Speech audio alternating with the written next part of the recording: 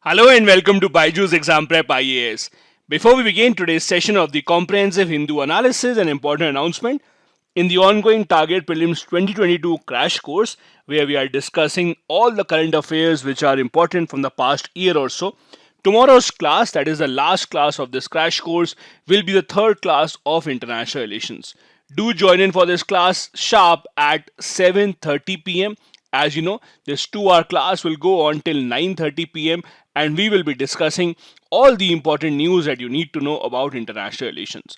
If you have not attended any of the earlier classes or if you missed out on watching any of these videos, you can still catch them by going to the YouTube channel of BYJU'S IAS. Also, I'm sure all of you are aware that one of the most important parts of your UPSC preparation is actually the answer writing. While for the prelims examination, you have a lot of test series where you can get to know whether your answer is correct or not. Answer writing is one skill that takes a lot of time to master, where you need the mentors and the experts to give you feedback. That is why BYJU'S has its own student portal where anyone can go log in and submit your answers. Make sure you keep writing the answers to the questions that we give you at the end of these sessions of CNA. You can submit these at the student portal of BYJU'S IAS. Now let's begin our analysis with the first topic, that is an important judgment given by the Supreme Court.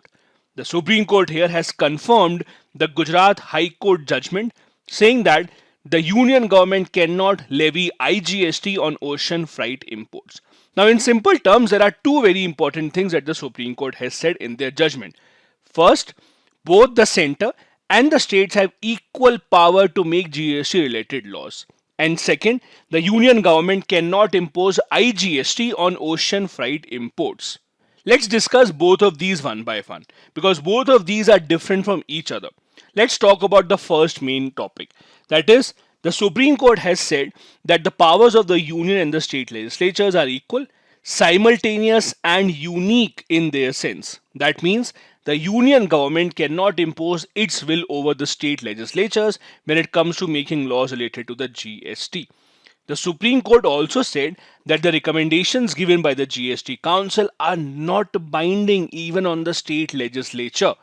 In fact, the Supreme Court said that in the spirit of cooperative federalism, the union government has a responsibility to ensure that laws such as GST, etc., are not used to curtail the power of the state governments. Rather, both the union and the state governments are to be considered as equal units when you interpret Article 246A, which gives the power to the states to make laws with respect to the GST.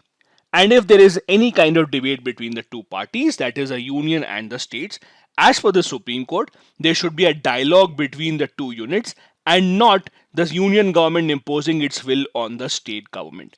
Now, experts believe that after this ruling, there will be many other laws related to the GST that might be questioned in the Supreme Court, especially where the state governments have not been happy. As you know, the state governments have been unhappy with the delay in the GST compensation given to them by the center government and have also been demanding that the GST compensation that is given to them should continue even beyond 2022. So this was the first big takeaway of the Supreme Court ruling. That is, the GST Council's recommendations are not binding in nature even on the state legislature. The second takeaway from the ruling is that the union government cannot compulsorily impose the IGST on the importers. Now, let me tell you what the main issue here is. Let's assume that I am a businessman in India and I have to import something from Australia. Let's say that I have to import cheese or beer or let's say any other commodity from Australia. Now, as per the GST law, the seller who is selling the product has to give GST to the government. But the government says that we can't go all the way to Australia and make sure that the seller is actually giving the GST to the government of India. So Indian government said that rather than imposing GST on the seller, what we will do is we will impose IGST on the buyer. Who is the buyer? The buyer is the Indian businessman who is actually buying product from Australia. This particular method is called reverse charge mechanism. Reverse charge mechanism means that the government is putting taxes rather than on sellers, it will impose them on the recipient of the service. So I am buying this product or I am buying this service. The government is saying that we will take tax from your pocket. This is reverse charge mechanism. This was challenged by the industries and the businessmen in the Gujarat High Court earlier, where Gujarat High Court said that yes, IGST cannot be imposed on the importers. It has to be imposed on the people who are selling their services, and it is the government's responsibility to take tax from them.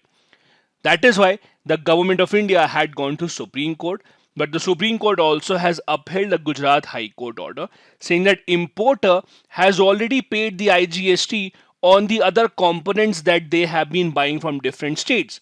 So now you can't force them to pay IGST on behalf of the foreign exporters as well. So in short, it is a good news for the industries and for the importers who are working in India. As you can see here, it was in Jan 2020 that the Gujarat High Court had given this judgment saying that the IGST on ocean freight is ultra wise, that is, it is against the constitution. The same has now been upheld about 2.5 years later by the Supreme Court of India. Before that also, there were multiple companies who had requested the Supreme Court to ensure that they don't have to pay the ocean freight IGST because they won't be able to sustain their business if an additional expenditure is imposed on them. The next article that we have here is on an interesting topic related to health. That is, the need to have a public health and management cadre in order to ensure that whenever there are public health emergencies in India, we have experts who can handle this. Now, if you have been reading the newspaper continuously, you might be familiar with the author, that is Dr. Chandrakant Laheria. He has been writing continuous articles in the Hindu newspaper, especially related to the topic of health, ever since the pandemic began. In this particular topic, he is arguing that the time has come for all the states across the country to focus on setting up public health and management cadre. The reason why this article has been written is last month, that is April 2022, the union government had released a guidance document in which they asked the respective state governments to set up these cadres. Now, this is not something new. In fact, it was suggested back in 2017 in India's new health policy that the state governments in India must have this kind of a cadre system. However, in most states except Tamil Nadu and Odisha, this idea has not taken off. And the shortcomings of our public health system were seen during the pandemic in 2020 and 2021.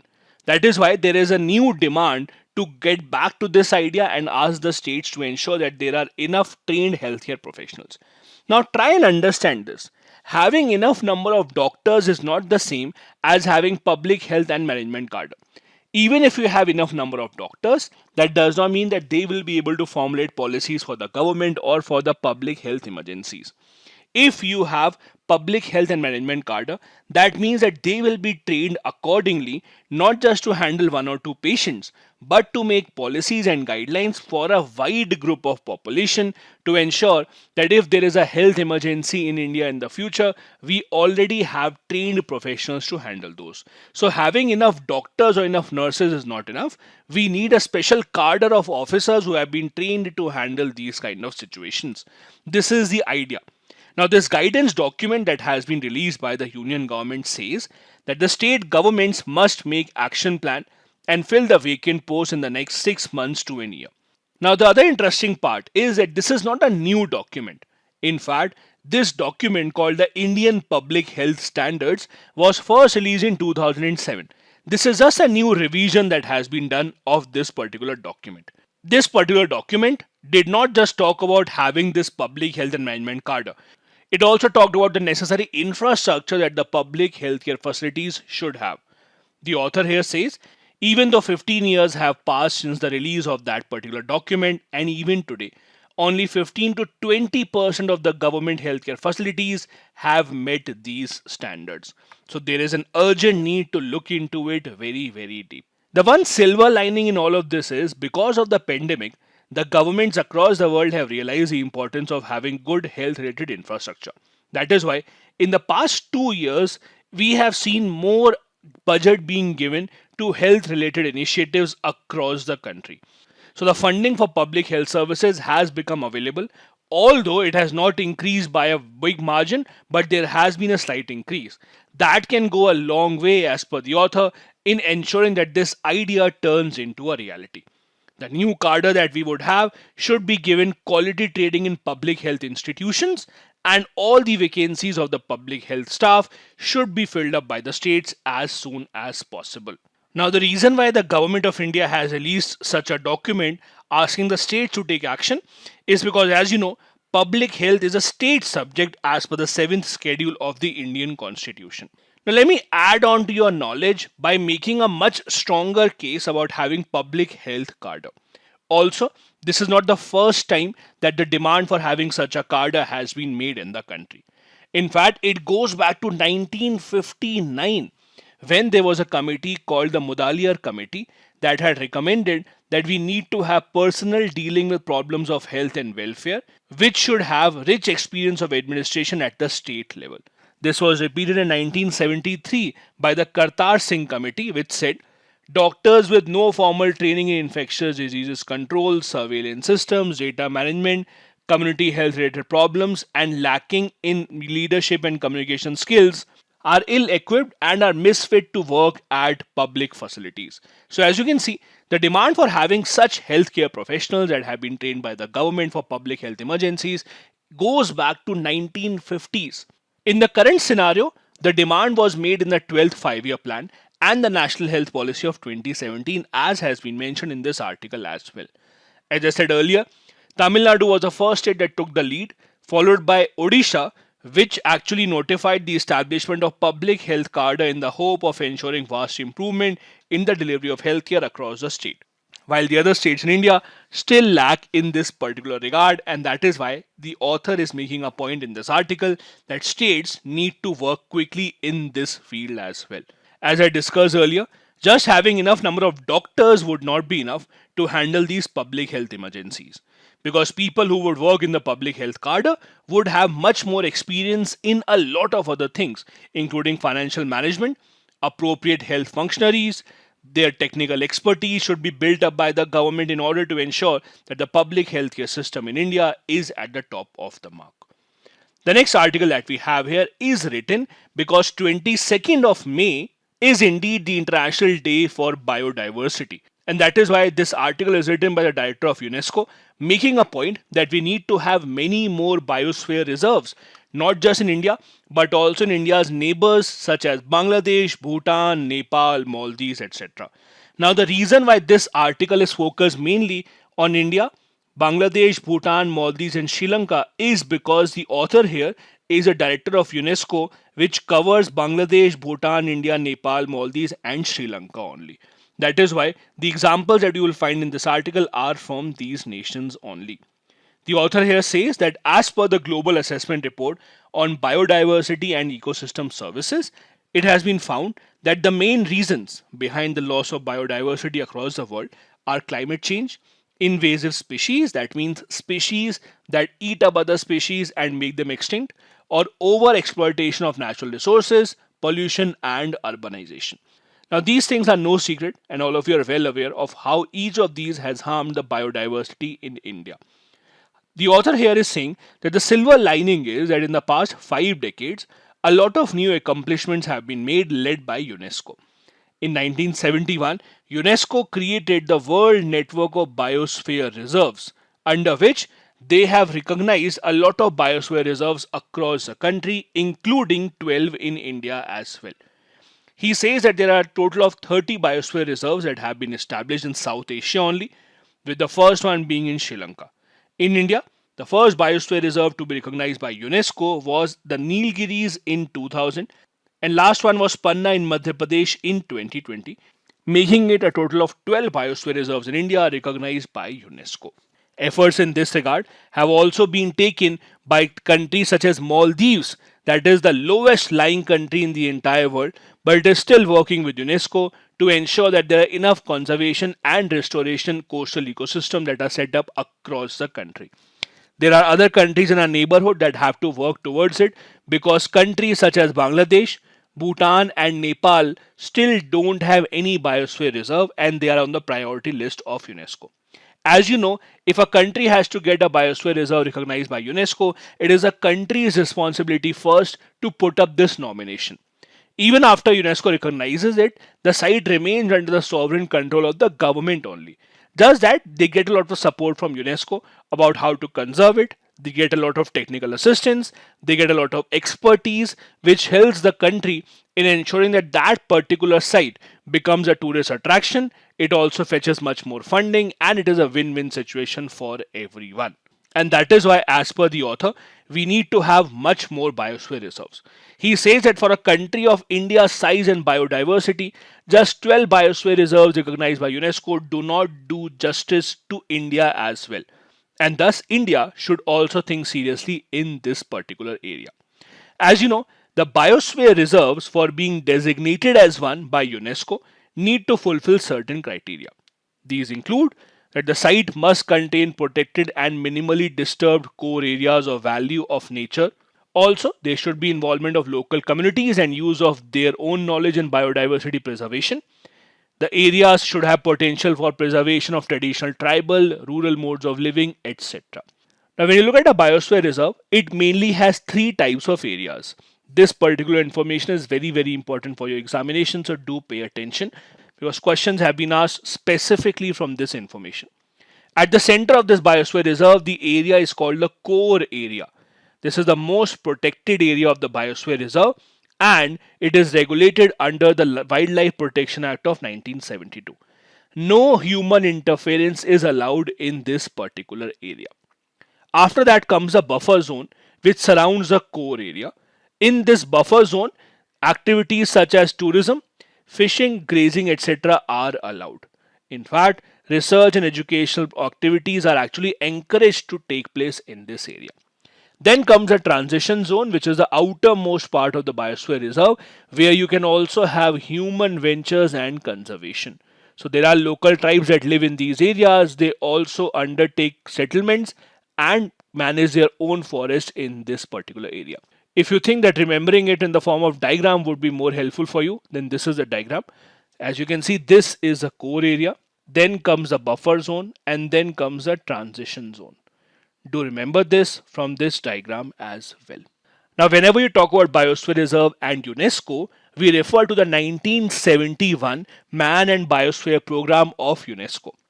This was a program that aimed to establish scientific basis of having cordial relations between people and the environment. Under this program, the UNESCO recognizes biosphere reserves throughout the world, after which they provide technical assistance and expertise for conservation of these areas. In India, there are a total of 12 biosphere reserves recognized under the Man and Biosphere Reserve program. The first being Nilgiri and the last being Panna in Madhya Pradesh. The others include the Gulf of Mannar, Sundarbans, Nanda Devi, Nokreg, Panchmari, etc. If it is possible, do remember this particular list as well. The next article that we have here is about Supreme Court's decision to allow the state of Madhya Pradesh to go ahead with the 14% reservation for OBC in their local body election. Now, the reason why it is in the news is because of what happened in Madhya Pradesh and what had happened in Maharashtra. We had discussed this earlier as well, but just to refresh your memory, the Maharashtra government also, few months back, wanted to have their local body elections for municipality and panchayats, and they also wanted to give reservation to the OBCs. That was struck down by the Supreme Court back then, saying that no, there is no scientific basis on which you are giving reservation to OBCs, and thus it will not be allowed. But now for Madhya Pradesh, the Supreme Court has actually allowed it. And that is why it is important to understand why is it that the Supreme Court has allowed the OBC reservation in Madhya Pradesh and why it did not allow the same in the state of Maharashtra. Now, the news is that Supreme Court has allowed 14% reservation for OBCs in the local body elections of Madhya Pradesh and allowed it to go forward with this election. The Supreme Court has said that Madhya Pradesh state has met the triple test criteria. Now, as per the Supreme Court, for any state government to give OBC reservation in the local body election, they have to first pass this triple test criteria. Means they have to fulfill three conditions. First, they should set up a commission to undertake empirical inquiry into the nature and implications of the backwardness of the local bodies. Second, they should present to the Supreme Court a complete breakup of reservation according to the local body. And third, they should adhere to the 50% total reservation limit imposed by the court. The Supreme Court has said that now Madhya Pradesh has fulfilled these three And that is why we are allowing them to go ahead with their local body elections with 14% OBC reservation as well. Now, this by itself is not a big news, but the reason why it is being discussed at length is because just a few months back, the Supreme Court did not allow this in Maharashtra. Now, there are some important differences as compared to what happened in Maharashtra and what happened in the state of Madhya Pradesh. As I said, the Supreme Court had come out with its own triple test last year in the month of March, where these three conditions were imposed by the Supreme Court if the state has to provide OBC reservation in the local body elections. Maharashtra government apparently, as per the Supreme Court, did not fulfill these criteria. The other interesting part here is that for Madhya Pradesh also, on the 10th of May, that is just about 10 days back, Supreme Court first had not allowed this OBC reservation. They had said that no, we will not allow the OBC reservation in the local body election. Why? Because the Madhya Pradesh state has not submitted the report of the commission which has recommended this OBC reservation. But very quickly, the Madhya Pradesh government submitted one more affidavit in the Supreme Court where they gave the commission's report, on the basis of which the Supreme Court said, okay, now we are satisfied and now we will allow you to go ahead with the local body reservation. So that is how Madhya Pradesh was able to get past the Supreme Court. Now, in case of Maharashtra, what had happened was that Maharashtra also had actually set up such a commission. Maharashtra government had set up this commission to give a report on the basis of which they would go ahead and give the OBC reservation. But when this report was submitted to the Supreme Court said that the report is not based on any empirical data. You have randomly written in the report that 27% reservation will be given to the OBC, but there is no reasoning in the report. The Supreme Court said that this is not allowed. When we say that we need a commission to recommend how much reservation is to be given to the OBC, that has to be done on the basis of empirical and scientific data. Only then we will allow it. But in case of Maharashtra, the report seems to be randomly written and the commission has just suggested 27% reservation without any empirical study. And that is why the Supreme Court said, go back, commission should work again, make sure that in their final report, they have empirical evidence to suggest that yes, reservation has to be given, only then we will allow it. That is why it was not allowed in Maharashtra, but it has been allowed in case of Madhya Pradesh because their commission's report was accepted by the Supreme Court now. The next article is about India's ethanol blending policy. Again, one of those topics that we have discussed in the past as well. The reason why it is in the news now is because the union government has approved changes in the National Policy of Biofuels of 2018, as per which the new aim of the government is to increase the percentage of ethanol blending in petrol up to 20% by 2025. Earlier, the policy was that we will achieve this target by 2030, but now we are being much more challenging to ourselves and we have preponed this particular task and now we will try and achieve it by 2025. This policy will take place from 1st of April 2023. Now, there are a lot of reasons why we are doing this. The two very obvious reasons are, number one, it will help India to reduce the amount of crude oil that we import and thus it will help save us on very precious forex exchange. Secondly, it will also be beneficial for our environment.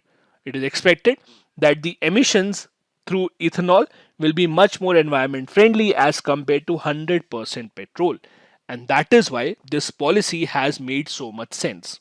Now, while it is good for the environment and good for our pocket, it might not give us the same result as 100% petrol does. For example, the article says ethanol generates heat and powers the engine, but it takes more ethanol to power engine as compared to petrol. So if you are having 80% petrol and 20% ethanol, don't expect your car engine or your bike engine to have the same power as compared to what it would have in case of 100% petrol. However, this would be offset by the changes in the environment in a positive aspect. As you know, ethanol can be sourced from multiple sources including sugarcane, molasses, maize, etc. This program was started in India in 2002 and began with 5% ethanol blending. Then we jumped to E10, that means 10% ethanol blending, and then E20. So far, we have only been blending ethanol in petrol and not diesel.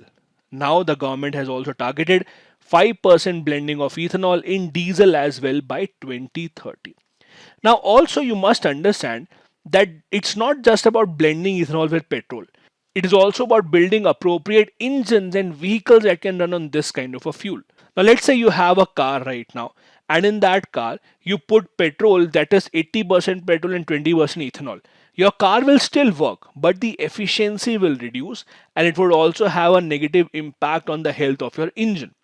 That is why if we have to make use of E20 fuel, that is 20% ethanol and 80% petrol, engines also have to be modified accordingly so that this negative impact on the engines is actually minimized to as much as possible. As per the Niti Aayog in 2020-21, India imported petroleum worth $55 billion. And this 20% ethanol blending program could help save us 30,000 crore rupees or $4 billion every single year. That is a lot of money which can be used for many other purposes by the government in India. Now, it is much easier to say that we can just blend 20% ethanol, but we have to understand with so much consumption of petrol in India every single day, every single year, we would need to have a considerable amount of ethanol to actually mix with petrol right now. So, it is expected that we would also have to increase our ethanol production throughout the country if we have to match up to the demand of the E20 program. As per the current capacity, it is expected that we would be able to produce about 1016 crore liters of ethanol, which is required for the ethanol blending program. But in the coming years, as the economy booms and the demand of petrol and diesel would further increase, the demand for ethanol would also hike in the coming years. As I said earlier, today's engines would be able to survive on E20 fuel, but there will be a loss of fuel efficiency. That is why, with increasing percentage of ethanol in the fuel, we also have to alter and change our engines accordingly so that there is not a big cut in the efficiency. Also, since this research can be expensive, the government of India also has to think about providing tax incentives if the government wants people to adopt this E10 and E20 fuel. Now, there are some good examples around the world. Most notably, it is Brazil. In Brazil, in fact, in 2019, 80% of the new vehicles that were sold were actually those that run entirely on ethanol. So just imagine how much fuel and how much pollution is Brazil saving by adopting this policy so earlier on. This technology in Brazil is called the flex fuel engine technology. This flex fuel engine vehicles are slightly costlier as compared to the current vehicles that we have, but in the long run, it would be much more beneficial on our pockets and on the environment. Thus, if the government really wants people to use this kind of technology, they will have to give them tax incentives of some sort. Side by side, India would also have to think about increasing its maize cultivation so that there is no dearth of ethanol once we are full-fledged and invested into the E20 policy idea. On an average, 1 ton of sugarcane can produce 100 kg of sugar and 70 liters of ethanol. But as you know, sugarcane is a very water intensive crop, which means we can need 1600 to 2000 liters of water to produce 1 kg of sugar. So if we are opting to produce ethanol through sugarcane, that means it can also restrain our water resources considerably. Thus, we have to focus more on maize and other sources of ethanol if possible. Now, while this policy seems a very nice idea on paper, but the reality is that there are still a lot of challenges between the policy being on paper and it being implemented on the ground. As I always say, there is many a slip between the cup and the lip. And thus, these are the challenges that are still in the way of India implementing its ethanol blending program. Number one, as I said, the vehicles also need to be changed. That means a lot of expenses on research side as well. We also have to ensure that the emissions of E10 and the E20 fuel is much lower or at least comparable to the normal petrol. Otherwise, it will not really give a lot of good results. So far, no reduction has been seen in nitrogen oxides even after the use of ethanol blended fuel. So this also has to be taken into consideration. We also have to make sure that in the end, these vehicles don't become too costly to be affordable because that will defeat the entire purpose of having all this research. We also need to ensure that regulatory clearances are given to these kind of vehicles before they are actually adopted on the ground. We also have to make sure that there's enough maize, sugarcane, etc., which is available to make sure the demand for ethanol is met on the ground. There are also state-wise regulations because there are certain states that would have much more generation capacity of ethanol as compared to others. So we'll have to see how that collaboration happens from one state to the other. All of these have to be sorted before the ethanol blending program becomes a reality on the ground. These are the important articles from the Hindu newspaper today. Now a couple of practice questions. Number one. Indian federalism is a dialogue between cooperative and uncooperative federalism, where the federal units are at liberty to use different means of persuasion, ranging from collaboration to contestation. Elaborate. Second, identify the challenges and opportunities associated with India's ethanol blending program. Both of these questions have to be answered within 250 words each. Thank you so much for watching the video.